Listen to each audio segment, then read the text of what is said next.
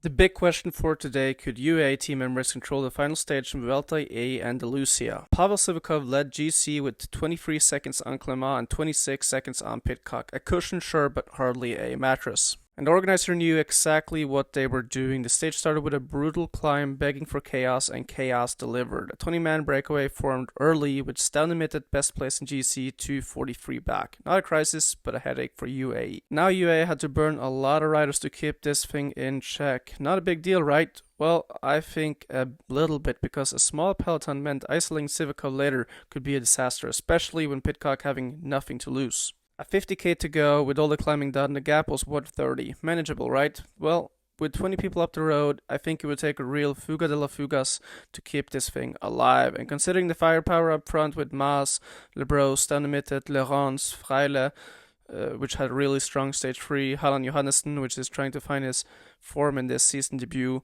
I don't think this group was just gonna let them be caught. I think UAE was missing Vegard Stakkelangen today, but they were able to keep the break in check, and maybe too well.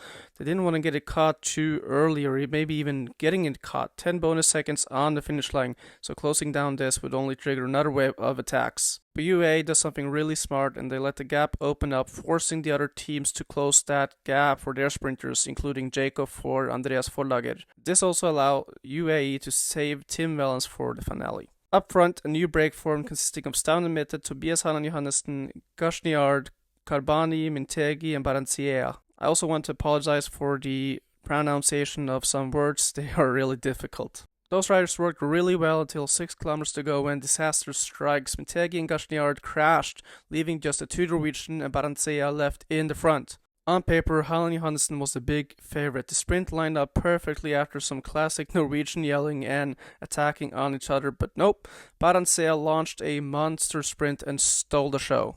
Halland Johannessen was furious. Barancea moved a bit right, but was it enough for a DQ? No way if you ask me, and the organizers thought the same.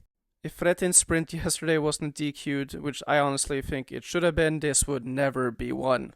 As a national commissar myself, I think the most important part of being a commissar is knowing what to enforce and what to let go. And the UCI still struggles here. I mean, there's inconsistency rulings depending on which language you read in the rulebook. Summarizing this race with 3 points, Movistar gets a huge home win, UnoX gets their 9th second place for Tobias Halland Johannessen, and Sivakov finally breaks the UAE Stow Pogacar no party curse. As always, thank you guys for watching and have a great Monday.